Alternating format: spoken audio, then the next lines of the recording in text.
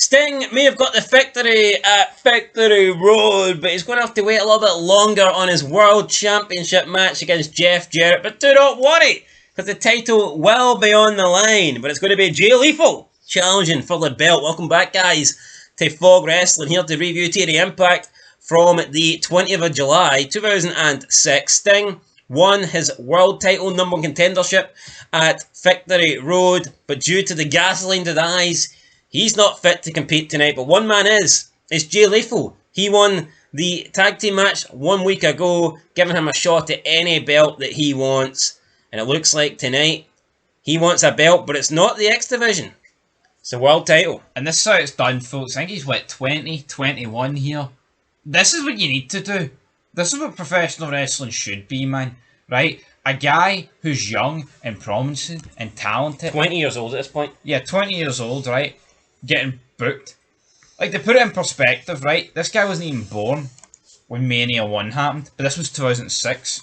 So therefore, you're only 21 years removed.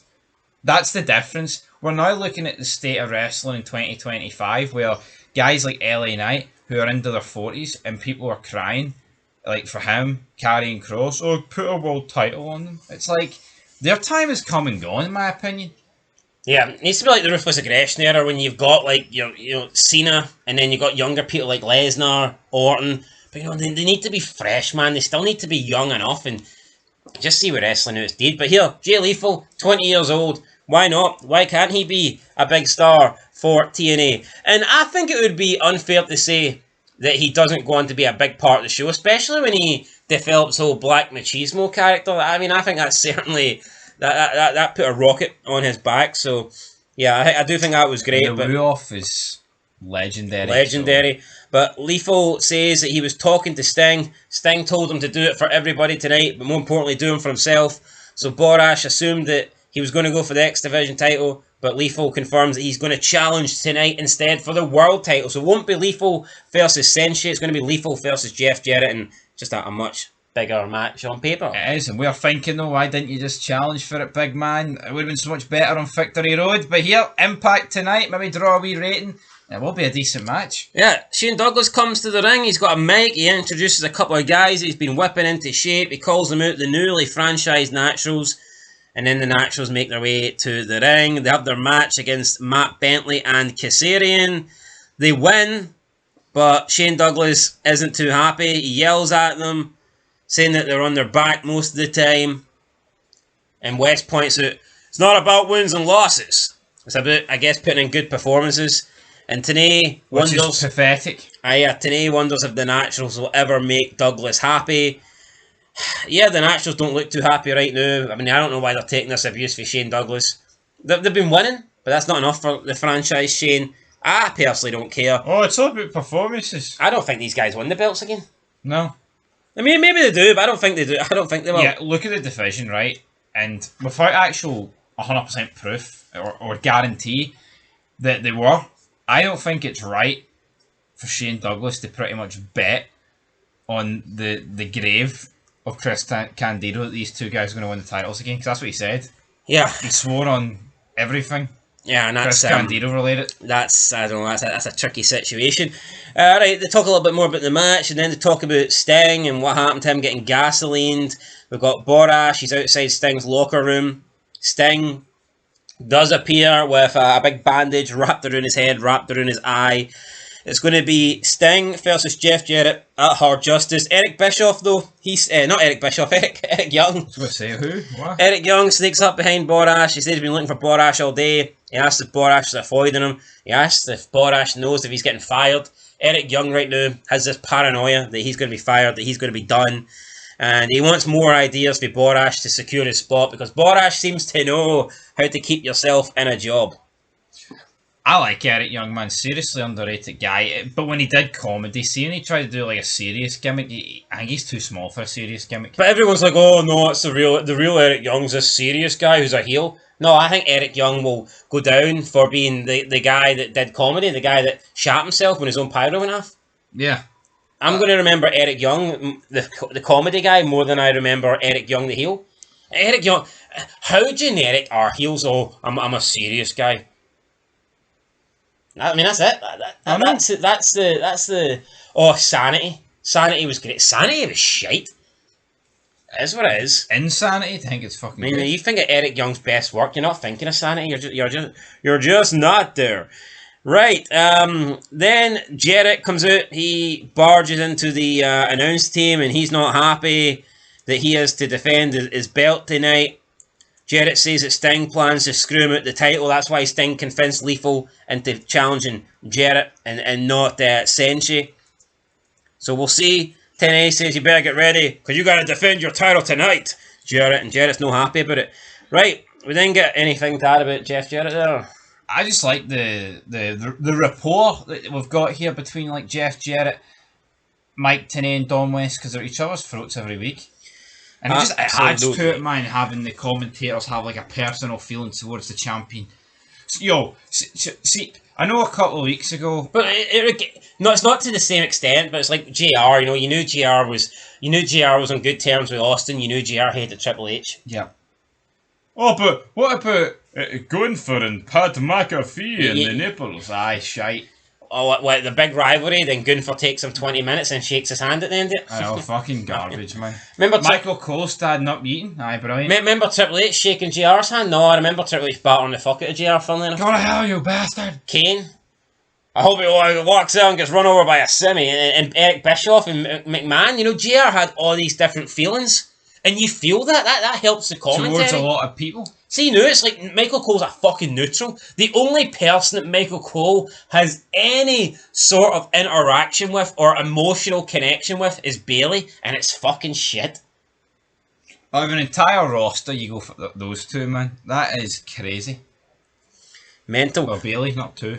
Alex Shelley video airs. Nash is talking about wanting to get into the head of the X Division star, learning what they think during a match. Shelley shows him tapes from places such as Mexico and Madagascar, which is yeah, the island of Madagascar. That big wrestling phenomenon. Shelley points out some high spots, tells Nash to take notes. I want to see a Nash high spot. I mean, I think when he jumped off the bottom rope, that's probably as high as we'll ever see him go again. I agree. The joke about there being a two-sided ring in Madagascar. Shelley says he's going to fly into the two Madagascar wrestlers they were watching just so Kevin can train with them. Is that a dig because they're really skinny? Because they're African? Could be. Two-sided ring? I mean, he's making a joke, wasn't he, about Osama bin... But see, this is edgy stuff, man. They wouldn't dare talk about shit like this now. Osama bin Sabin. It's actually pathetic, man. It makes me want to just rope it. Yeah, but anyway, he's gonna fly into Madagascar wrestlers. I don't know if we'll see that next week, but we'll have to wait and see. We then get a squash match. Rhino defeats Robert Adams. I've noticed that TNA isn't very. It's very they depend on. Well, not depend, but they do like their squash matches. They do, whether it be Rhino, Abyss, or Monty Brown. A lot of times against actual nobodies. Which I don't get, man. If you're taping 4 weeks in advance, you feel like, let's get somebody in good. Yeah, Rhino gets on the mic after the match, says when he threw out the Extreme Challenge last week, this wasn't the competition he was looking for. Samoa Joe then comes out with a mic. Rhino asks him if you want to come down, you can do it right now, we can do it next week, or we can even do it at Hard Justice. And Joe accepts the challenge. I think we're getting it next week.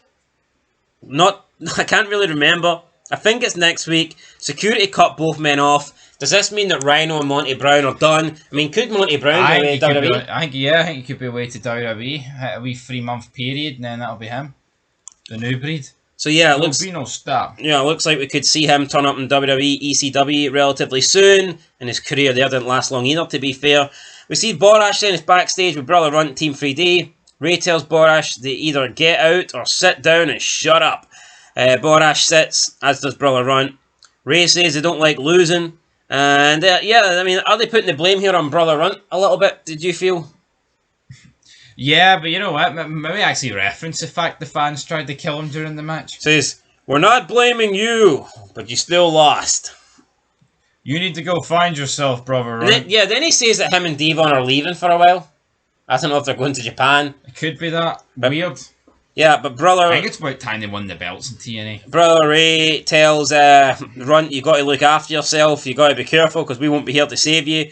They talk about not being able to achieve their goals yet in TNA, and yeah, they want to do that, but yeah, it looks like right now they're going to step away. So they're going to take some time off. They're going to regroup. Then they ask Runt to do them a favour, hold it down for the family until they come back. Ray tells Runt he should go for the X Division. Ray hugs Runt. Devon looks at him like he's black, and then they just both walk off. So, Brother Runt, you know... Good thing they didn't tell him to go for the world title. Oh, that's fucking true. Will Runt get himself into some trouble while the Dudleys are gone? Possibly. We have to wait and see. Right. We then get Borash's backstage with AMW and Gail Kim. Harris doesn't want to be introduced as the former champs. But they are the former champs. It is what it is. They lost the match. If you don't want to be introduced as the former champs, then don't lose the match. Yeah, he says announce us as the sixth-time tag team champions. We get Harris and Storm arguing. Harris says it would be 7 if you didn't hit me in the head with a chair. Kim says this keeps happening because of one person. Sorelda, I mean, does it really? Is she really the difference maker? We got a Sorelda problem. Yeah, I thought they were done with Sorelda. She says she can't stand cheaters and she's sick of her interfering. Kim then says she wants to find out just how tough Sorelda is, and she puts out a challenge for hard justice. So, I think we're getting the first female match in TNA, at least since we started reviewing it from the debut edition of Impact on Spike. Which is crazy. But see, this just goes to show you, man, it's not really needed. No, but I think it's needed. Well, I mean, it's not needed, but I think it's warranted. No, but there's a difference. Warranted is because they deserve it, right? Yeah. But see, need it, we've literally had about a year at this point without one, so therefore it's not needed. I think based on the feud and based on their performance in that 6-man match at the pay-per-view, I think they deserve a match. Put it this way, if TNA, right, didn't have a men's match for a year, and it was all women, would TNA have made it in 2006? Probably not. Probably not there, but that's the match that we're getting at Hard Justice, so we'll see.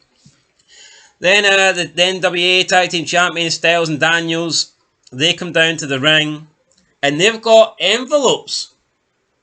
And basically they said they've got an envelope for every single team, and that envelope includes a shot at their tag team titles. But Conan's like, we're not waiting till you go through every fucking envelope. LAX better be there, gringo. Yeah, he tells them LAX will be all over them like a monkey on a cupcake. Daniels then holds up their contract, the LAX contract, and we then get a bit of a brawl. And we get Daniels busted open. Conan signs the contract with Daniels' blood. So it looks like it's going to be LAX versus Daniels and Styles first. And if LAX win, then does that mean all those other contracts are just null and void? I mean, they told AJ and Daniels told the Dudleys, we'll keep your contract warm for you. Yeah. But here, if LAX get the job done first, then soaked in the blood, but Dudley's contract doesn't mean shit. I liked when they did this, when they signed contracts with blood. I don't like when they overdo it, but I mean, look at it now, man. There's more chance them doing it with strawberry jam than blood. Unfortunately, right. Sabisco comes in wearing a wig. I thought it was pretty funny. It wasn't quite the Kurt Angle one, but it was alright. He says that Jim Cornette's dropping the ball, and that he's still the man of the championship committee. So he doesn't like the fact that Cornette's putting Rhino and Joe on free TV in a match next week. So and he's having someone like Jay Lethal, one of the youngest guys, compete for the oldest title in the business, the NWA. And that's one thing TNA does have. It's got the NWA World Heavyweight Championship, but I can see why they rebranded it the TNA World Championship, because it just is weak. NWA may have been big, but could you imagine if in WWE they had the NWA World Championship instead of the WWE Championship or the WWF Championship? It makes your company look tin pot, in my opinion, when your world title's not your own world title. And also the belt looks shite.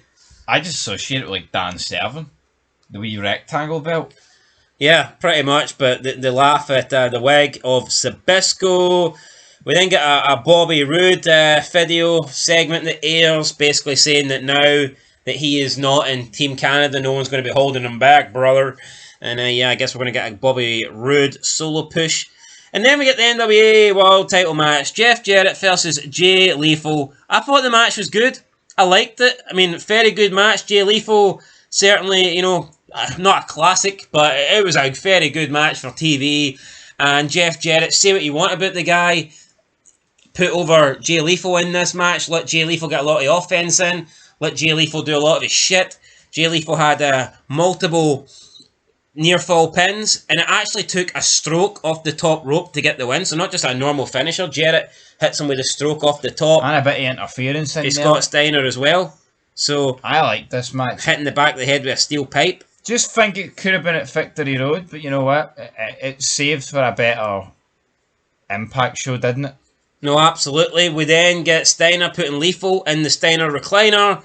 And Sting then makes his way out. He cleans house. Security guards come out trying to separate them. Jeff Jarrett's on the ramp. Sting's in the ring. Sting wants the belt. Jarrett doesn't want to give him the belt. Jarrett doesn't want to face Sting. And that is the end of the show. Jarrett and Sting getting pulled apart. Jarrett retreating. And Sting saving Jay Lethal before we hear the adrenaline rush. So I don't know. Maybe we'll get a tag team match with these four guys in the build-up to Hard Justice. But that was the end of the show. Really good main event, in my opinion. I liked the contract signing with AJ, Daniels, and LAX. All signing in blood thing was pretty damn good as well. The Team 3D thing was no bad, where they just say they're leaving. I mean, America's Most Wanted, again, you're getting a little bit of conflict in there. Looks like those guys could be separating. The paparazzi stuff with Nash and Shelley, I think that's always decent. I think that always delivers. Commentary, done a decent job. You know, Jarrett comes out, he always interacts with him. You got the beef in there too. I mean, yeah, I thought it was a good show overall. Nothing I can complain about. Yeah, I think for the first time in a long while, we've actually got a good match in the main event. Not just a match on paper. Yeah, I'm going to give TNA, you know what, my main event was good. I'll get a 7. I'll get a 7. It's going to get a 6, but I'll get a 7. I'll get a 7 as well. Great main event.